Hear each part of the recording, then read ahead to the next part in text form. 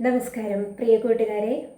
വായനയുടെ ജാലകം തുറന്നിടുമ്പോൾ അറിവിൻ്റെയും അനുഭവങ്ങളുടെയും അനന്തവിഹായസാണ് നമുക്ക് കാണാൻ കഴിയുക, അല്ലേ? ഇന്ന് നമ്മുടെ കൂടെ വായനയുമായി എത്തുന്നത് ആരാണെന്ന് നോക്കണ്ടേ? വരും. അപ്പോൾ എല്ലാ കൂട്ടുകാർക്കും എൻ്റെ വായന ദിനാശംസകൾ.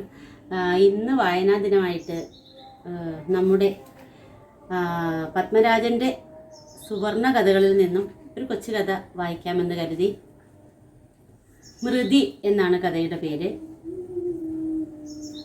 ഒരു മിന്നൽ, തുടർന്ന് ഒരിടി വെട്ടി. മുറിയിലെ ലൈറ്റ് അണഞ്ഞു. വളരെ ഉയരത്തിൽ എവിടെയോ നിന്ന് മേൽക്കൂര അടക്കം ഇടിഞ്ഞു തകർന്നു വീഴുന്ന ഒരു പഴയ കൊട്ടാരം പോലെ ഇരുട്ടു താഴേക്ക് വന്ന് നിലം മൂടി. അവൻ ആ ഇരുട്ടിൽ കണ്ണുമിഴിച്ചു കിടന്നു. കണ്ണിൽ വെളിച്ചത്തിൻ്റെ ഒരു കനൽ മാത്രം നിന്നെരിഞ്ഞപ്പോൾ റോഡിനെതിരെ എവിടെയും വെളിച്ചം പരന്നൊഴുകുന്നത് കണ്ടു. അവിടെ ലൈറ്റ് പോയിട്ടില്ല. ഒരു വശം മുഴുവൻ സ്തംഭിച്ചു പോയ തളർവാദ രോഗിയെപ്പോലെ റോഡ് നെടുനീളത്തിൽ കിടക്കുന്നു. ജനാലയിലൂടെ ഒന്നിനുമേലൊന്നായി വെളിച്ചത്തിൻ്റെ 2 കമ്പികൾ നീണ്ടു നിൽക്കുന്നു. കട്ടിലിൽ മലർന്നു കിടന്നുകൊണ്ട് അവൻ അവയിലേക്ക് സിഗരറ്റിൻ്റെ പുകയൂതിക്കയറ്റി. കമ്പികളിൽ മഞ്ഞുപോലെയുള്ള ഒരു പെയിന്റ് തങ്ങി നിന്നു. പിന്നെ അത് മങ്ങി മാഞ്ഞു പോയി. ലൈറ്റ് അണയുന്നതിന് മുൻപ് വിശ്വത്തെക്കുറിച്ച് ഓർക്കുകയായിരുന്നു. മേശപ്പുറത്ത് ചരമവാർത്തയുണ്ട്. എൻ്റെ ദ്വിതീയ പുത്രൻ ടി വിശ്വനാഥൻ നൂറനാട്ട് വച്ചുണ്ടായ കാറപകടത്തിൽപ്പെട്ട് അകാല ചരമമടഞ്ഞ വാർത്ത. കൊല്ലപ്പെട്ടത് എന്നെഴുതാൻ വിശ്വത്തിൻ്റെ അമ്മയ്ക്ക് മടി തോന്നിയിരിക്കും. അതാവുമല്ലോ അകാല ചരമം. എത്ര വയസ്സിലാണ് കാലത്തിലുള്ള ചരമമാകുന്നത്? 60, 70, 31-ാം വയസ്സിൽ മരിച്ചുപോയാൽ ഇങ്ങനെ പറയാവൂ എന്ന് നിയമമുണ്ടോ? ഒരു നീതീകരണമുണ്ട്. വിശ്വം ഇപ്പോഴൊന്നും മരിക്കേണ്ടവനായിരുന്നില്ല.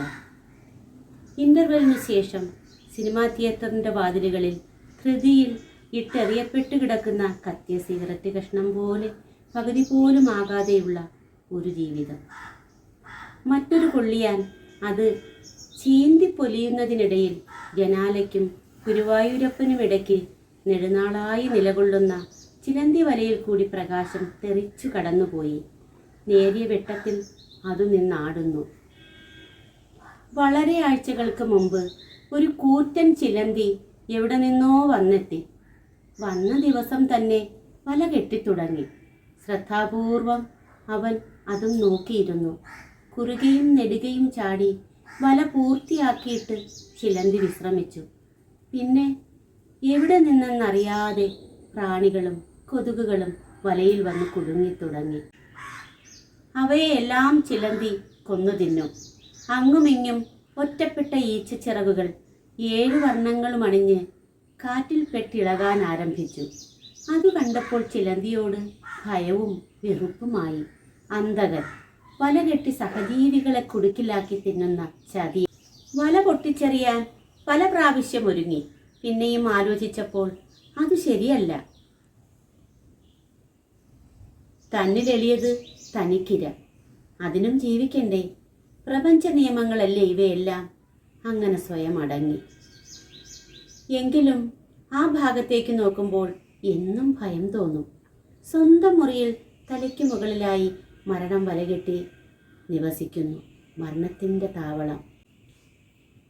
ഈ രാത്രിയിൽ വിശ്വനാഥൻ്റെ അപകടമരണത്തെക്കുറിച്ച് മാത്രം ഓർത്തു കിടക്കുമ്പോൾ അവിടേക്ക് തന്നെ തുറിച്ചു നോക്കിപ്പോകുന്നു.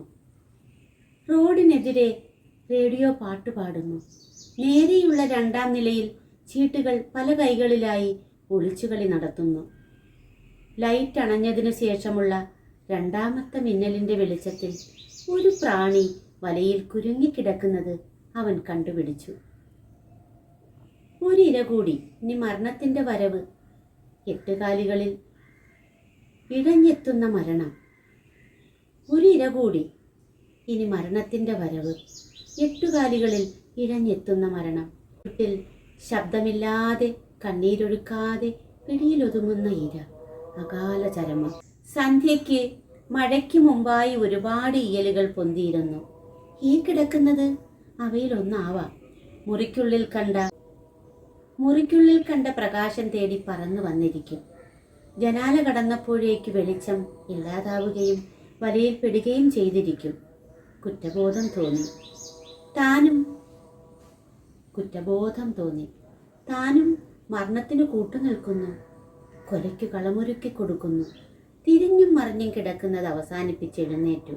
വലയിൽ കിടക്കുന്ന പ്രാണിയെ അവ്യക്തമായി കാണാം. വീണ്ടും പ്രകാശം എത്തുമ്പോൾ ഭക്ഷിക്കാനായി മാറ്റിയിട്ടിരിക്കുകയാവും. അതിനെ രക്ഷപ്പെടുത്തണം. കുറെ കൂടി അടുത്തു ചെന്നു. മങ്ങിയ ഇരുട്ട്. ഇരയ്ക്ക് അനക്കമില്ല. കൊല നടന്നു കഴിഞ്ഞിരിക്കുന്നു. അവൻ പ്രാണിയെ മെല്ലെ വലയിൽ നിന്ന് വേർപെടുത്തി ഉള്ളംകൈയിൽ കിടത്തി. ചലനമറ്റു കിടക്കുന്ന ശരീരം ശവമായി കാണുമോ? മനുഷ്യനായിരുന്നെങ്കിൽ മൂക്കിൽ വിരൽ ചേർത്തു നോക്കാമായിരുന്നു. മറ്റൊരിടി വെട്ടി. അതിൻ്റെ മുഴക്കം അവസാനിക്കുന്നതിന് മുമ്പ് പൊടുന്നനെ ലൈറ്റ് കത്തി. ജനാലയിലൂടെ നീണ്ടുനിന്ന കമ്പികൾ മുറിഞ്ഞു കാണാതായി. അവൻ ഉള്ളംകൈയിലേക്ക് നോക്കി. ഞെട്ടാതിരിക്കാൻ കഴിഞ്ഞില്ല. പരന്ന ഉള്ളംകൈയിൽ 8 കാലുകളുള്ള മരണം മരിച്ചു വിറങ്ങലിച്ചു കിടക്കുന്നു. തൻ്റെ